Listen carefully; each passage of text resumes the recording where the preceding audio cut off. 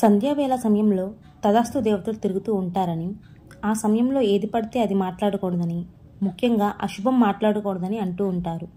ఇలా తదాస్తు దేవతలు తిరిగే సమయంలో జాగ్రత్తగా ఆలోచించి మాట్లాడాలని పెద్దలు కూడా చెప్తూ ఉంటారు. అయితే చాలామందికి నిజంగానే తదాస్తు దేవతలు ఉంటారా? వారు కోరుకునే కోరికలు నెరవేరుస్తారా? ఇంతకీ తదాస్తు దేవతలు ఏ సమయంలో తిరుగుతూ ఉంటారు? ఇలా అనేక రకాల సందేహాలు నెలకొంటూ ఉంటాయి. మరి ఈ విషయం గురించి పండితులు ఏమంటున్నారో ఇప్పుడు మనం తెలుసుకుందాం. తదాస్తు దేవతలను అశ్విని దేవతలు అని కూడా పిలుస్తారు. వీరు సూర్యపుత్రులు, కవలలు. వీరి సోదరి ఉషా. ఆమె ప్రతిరోజు బ్రహ్మముహూర్తంలో వీరిద్దరిని మేల్కొలుపుతూ ఉంటుందట. ఆ తర్వాత నిద్రలేచిన ఆ కవలలు రథం తీసుకొని తమ సోదరి ఉషాను ముందు కూర్చోబెట్టుకొని తూర్పు నుంచి పడమర వైపు ప్రయాణిస్తారట. అయితే వీరు ప్రయాణించే ఆ రథం పేరు హిరణ్యవర్తం. వీరు ప్రయాణించే రథం బంగారు రథం.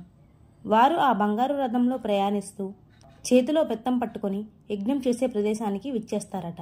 అక్కడ ఉన్న అధిపతులను బెత్తంతో శుతిమెత్తంగా తాకి వారిని అనుగ్రహిస్తూ ఉంటారట. అయితే ఈ దేవతలు ఎప్పుడూ కూడా ఒక చెయ్యి అభయముద్రతో మరో చెయ్యి ఆయుర్వేద గ్రంథాన్ని పట్టుకొని ఉంటారట.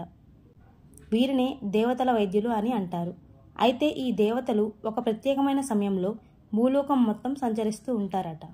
ఈ సమయంలో ఏ కోరిక కోరినా కూడా నెరవేరుతుందట. ఇక తదాస్తు దేవతలు సూర్య సమయానికి 24 నిమిషాల ముందు తిరుగుతూ ఉంటారట.